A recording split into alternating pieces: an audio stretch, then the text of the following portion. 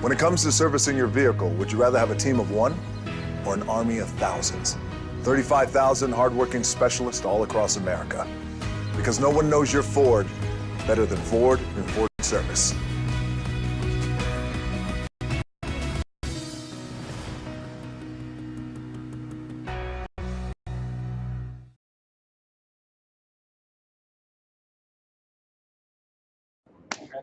Action. Welcome to another interview on the WeAreNMSDC live stream.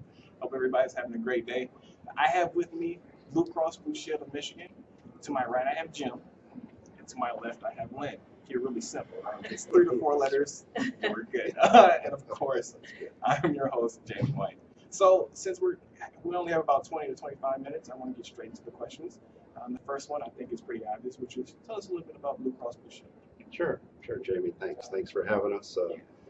Lynn and I do a lot of things together at Blue Cross, and we've been a team now. And we think about Blue Cross and Blue Shield of Michigan, over 75 years of serving the members of Michigan. We have about 5.35 million members in our network, and that's about $25 billion in revenue that's going into the healthcare cost in Michigan today. So tell me a little bit about, let's talk about that a little bit deeper. We're talking about that 3.5 million. It's 5.3 million members. 5.3. Okay. Yeah. A little bit confused. Yeah, tell me, like, what does that encompass in terms of the breakdown? Is it people? Is it small businesses? Yeah, when we say 5.35 million, we're talking about people. Okay. It's actual people, and there could be insurance that they are getting either through an individual plan or a small group, or medium or large group we talk about. So you may do it on your own as an entrepreneur or as an individual, or you may go and work through your employer to be able to have your health insurance. Okay, that's pretty good. That's pretty good. So let's talk about how BSM connects with the other Blue Cross networks. Yeah, we have over 30 other plans nationwide. There's an association that helps to manage the Cross and the Shield. The brand that we have. Crossing the Shield. I like the that. Blue Cross and Blue Shield, right? So that when you see that brand, we all share that in the association. That's interesting. I didn't know that. Yeah. And so we license that and are able to use it in Michigan. And so we serve Michigan and the borders of Michigan, but some of our members, of course, could be in other parts of the nation. Yeah, of course. And they would have health care as well. When I had Blue Cross, I was actually in Arizona for the time too. Yeah. Exactly. And those plans in the association serve 106 million Americans. What was that number again? 106 million Americans throughout the whole entire Blue Cross. So how connected are you guys together in terms of, we're talking about suppliers, or at the NMSDC conference, do you guys share suppliers? Or are you more so located in, since this is Michigan, this is kind of like what we're looking at in terms of our like state policies, if you will. Do you just focus on the Michigan area suppliers, or are you willing to expand in other areas to find suppliers? Yeah, in the network, we at a high level, the presidents and CEOs of each plan meet together, and they think about the association, how to work together, how to work with the members across the nation, how are our individual plans serving not only the states or the regions that we have, but how do we do it as a large conglomerate of plans. On the supplier side, yes, there's a group procurement organization, GPO, that is in the association in Chicago, and they work to develop national agreements with suppliers. And so each of the member plans can join that national agreement. And so that supplier contract then would be for goods and services for all the plans that wish to join. Interesting. So do you see that a lot in terms of like they connect with one and then it goes to everyone, or is it more so one? Which one in terms of the majority that you see? Sure, it's usually more than one, because when the GPO does work an RFP or does some quoting, it's usually they do it with a number of different plans that are interested in this service. So it could be telecom, could be computer, could be cell phone, but it could be healthcare. It could be things around durable medical equipment. It could be things that are dealing with the wellness, side of it as well. And so there could be anywhere from a few of the plans that are on the contract to dozens that could be. Or one. Yeah. And so as we work with them and we think about networking, Lynn has been involved in helping to build the association's network and supplier So diversity. she actually doing a wonderful job. Yeah, by the way. she really has. And as part of it, maybe you talk a little bit about the group you have here with you today. Right. So for those who are at the conference today, we have a Supplier Diversity Collaborative, which is we're representing multiple plans with supplier diversity programs. And that GPO organization is actually also here for those suppliers who have a national reach and can service multiple plans. But we also have the Illinois plan, the Michigan plan, our FEP, Procurement organization. And so I would encourage anyone who's here to stop by our booth and talk to some of the different Blue Cross representatives. Okay, that's actually an excellent segue for my next question, which is when you're at the NMSDC conference, you know, and I'm pretty sure all suppliers are looking for this after you said this, what are you looking for in terms of any opportunities that may be coming up in the next couple of years? Because I kind of think years now that I guess I'm in Michigan is kind of my contracts work on a yearly contract, I feel. But yeah, so what big opportunities are coming up in the near future?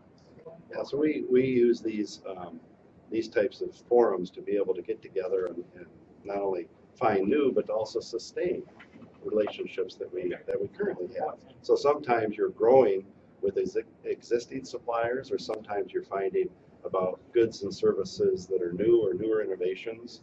You know, healthcare is pretty dynamic today, so there's a lot of things changing, lots in the news, a lot of new technologies are coming in terms of how we might think of the way we do work, even as a company, let alone how we're providing goods and services to the community.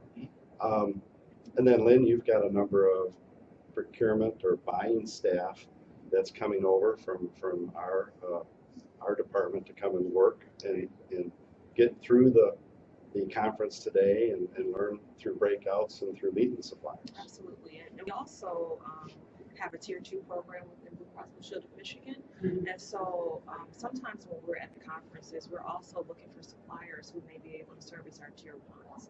And so they may not be quite ready to deal directly with us, but they can be mentored and possibly find bids through our Tier 1 suppliers. So a lot of times we'll meet suppliers and we'll pass that information along to some of our strategic partners.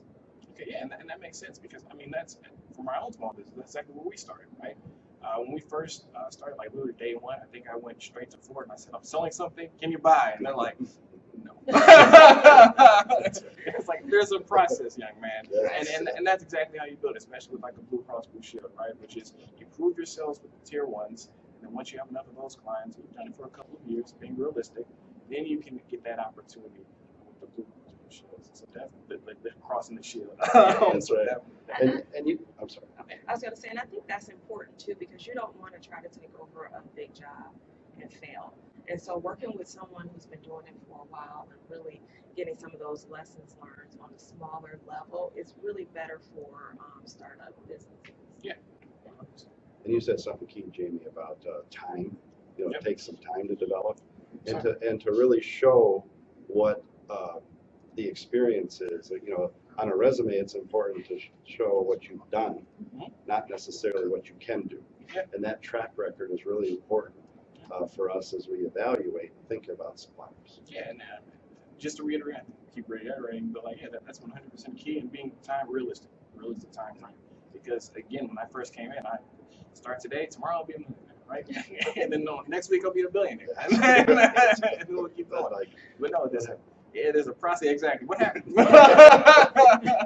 2 weeks from now, what happened? But no, but yeah, but definitely it's a process, and it takes years. And it's fine. There's nothing wrong with that. It's the natural progression. So yeah, so I do want to mention one thing. I actually was in a reception yesterday, and they were talking about how the 4 emerging markets in today's day and age, and one of those was healthcare.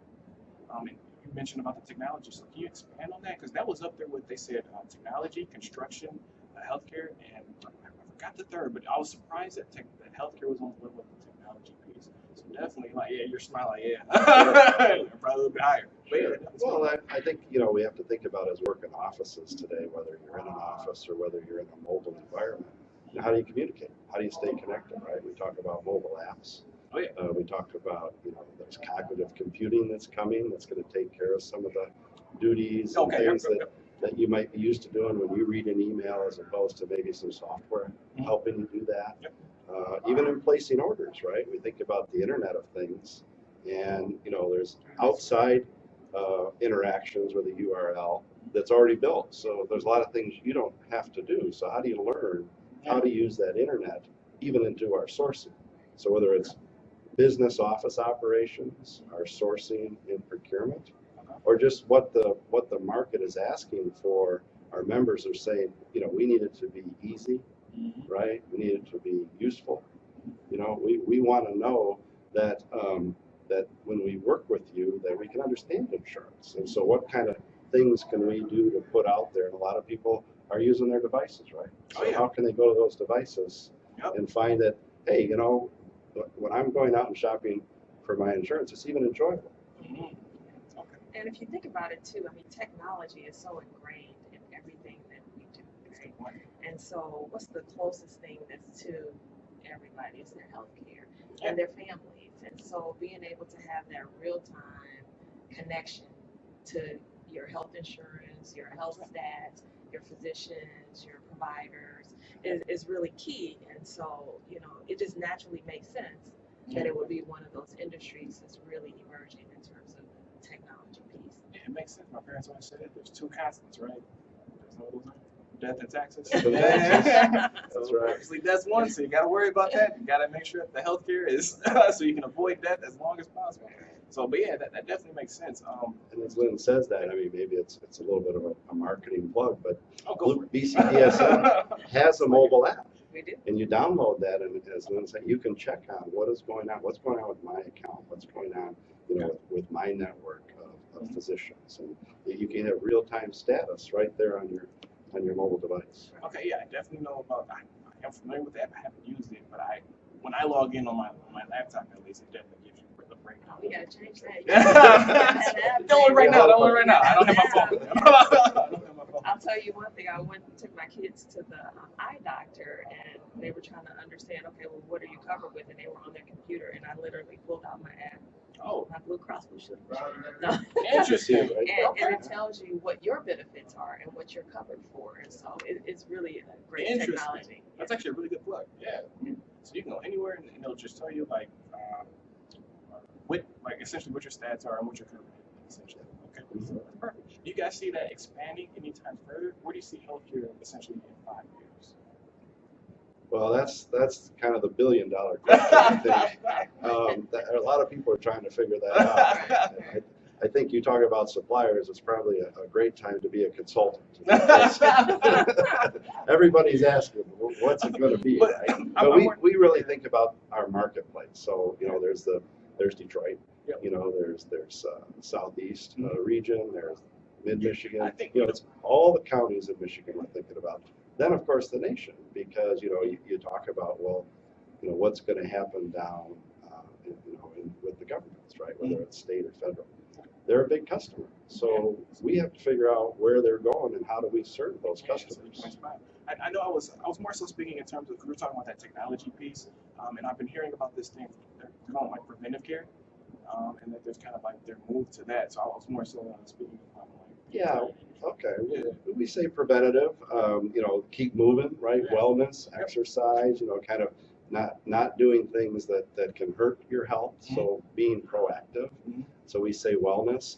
Other things that have happened is what we call our patient-centered medical home care.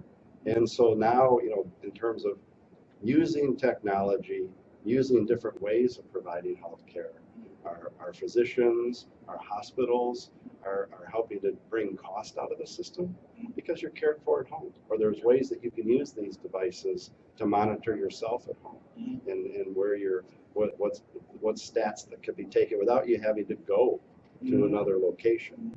And so more of that coming into homes, into the local areas is bringing costs down, which is really what we're thinking about, right? How do you keep quality of care up and get costs down? How can you use these devices, use cameras, use the internet to have an ecosystem of healthcare around you when you need it. But then what are you doing in your home and in your communities to prevent? You know, in terms of like lifestyle choices and wellness and getting up and exercising and those types of things. Your app can only do so much. Now you have to actually follow through with the suggestions that are given. But yeah, so with that being said, just one more question as we're heading off here. Tell me about the NMSDC conference, what you guys hope to achieve by attending this event. Sure, I'll start and then go. We really hope to achieve, again, to sustain our relationships that we have. There's local business leaders, there's local suppliers, then there's new things that we can see too as we go around, not only in, you know, we have a booth, so we're showing a little bit about us and what's going on at Blue Cross, but we're learning from the others around us. And we've learned over the years, because we've been really helped out with councils and chambers, our local NMSDC, and how they and others are supporting us and helping us to grow our supplier diversity. And so just the connected, not only seeing what could be out there, but also continuing to have strong relationships, we see as a big key for our success. And I would ditto what Jim just said, really building those relationships, and also, looking at some of the different industries. So a lot of times I'll see a supplier that can do something for automotive, or that can do something for energy, and I'll say, okay, well, how could that possibly fit within the healthcare industry? And looking 5-10 years ahead, would this supplier be a fit, and could they expand to our industry? So we do participate in the workshops, and we learn a lot across the different industry lines in terms of helping to grow and enhance our program. Those relationships, Lynn's been instrumental in helping to work what we might say is the sales side. So, we're talking about buyers and working with vendors, but as small businesses, they're looking for healthcare. So we're trying to look to also provide information and help them understand as they're navigating for products that they might be buying. How can they learn about healthcare? I definitely need help with that. So we're gonna talk after this. Okay, we definitely need to. So I appreciate you guys coming out. Jim, Lynn, thank you so much for talking about and jumping on the live stream. So with that being said, this is WeAreNMSDC Live, and thank you so much for joining us. Thank you. Yep.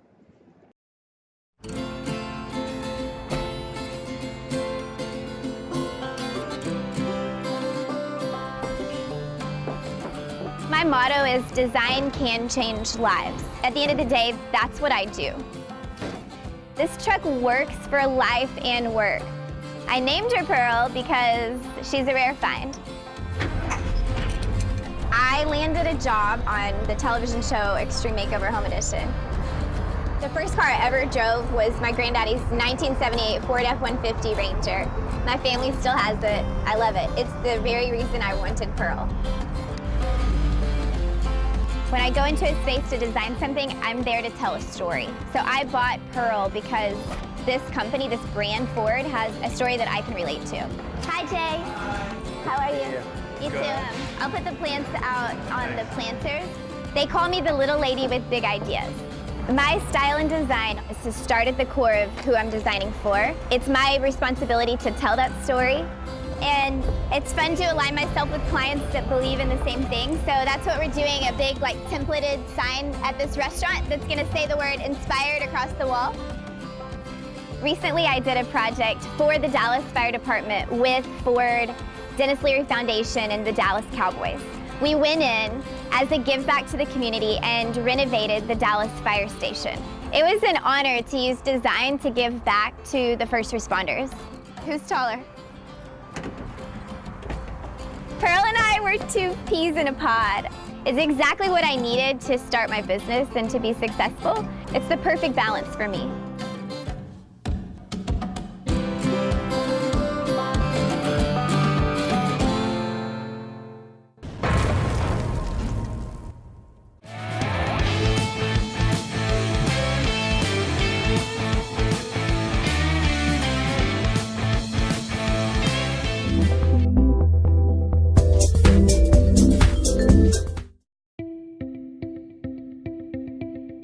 Diversity is more than just a goal or a set of numbers. It's truly the way to do business, and we think it is good business sense.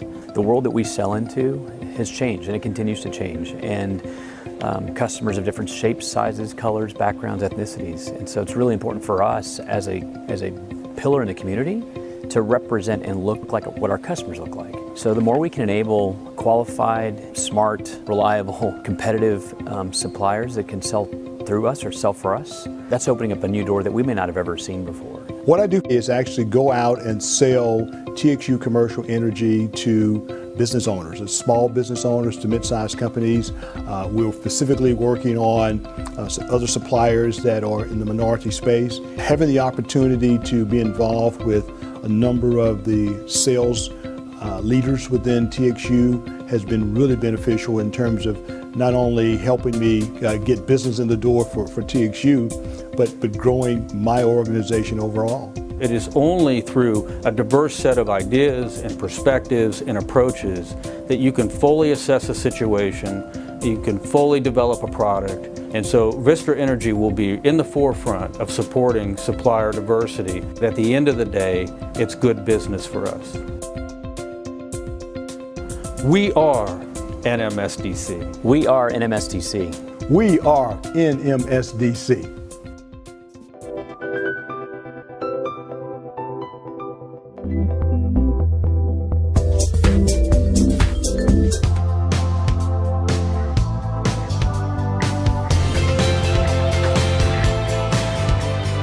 We founded SomiConnect to help guide other businesses in establishing and maintaining cohesive, impactful digital brands. Our B2B business model was built on strong relationships and mutual alignment to drive momentum across all digital platforms, from search engine optimization and paid media to website design, content strategy, and social media management.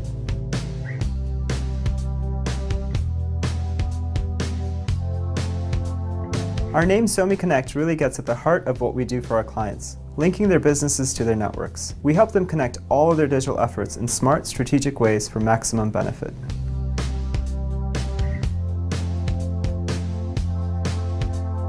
An organization like the National Minority Supplier Development Council is an integral part of our success. We chose to get involved to connect with other businesses like us and to receive access to the resources of the community. And we felt that we could contribute our entrepreneurial and marketing expertise to the group as a whole. Our membership has opened doors for us at larger companies that are looking to work with a certified minority-owned business.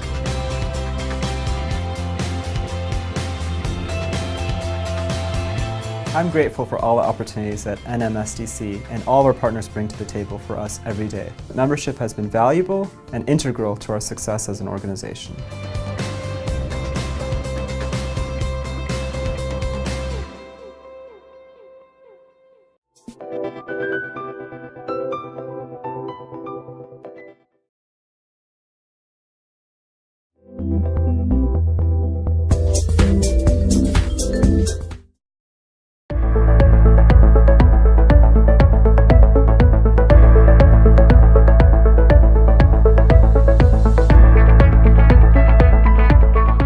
Hi, my name is Stephen L. Hightower, president of Hightowers Petroleum Company in Middletown, Ohio. Since 1956, the Hightower family has been a part of the business community here in Southwest Ohio.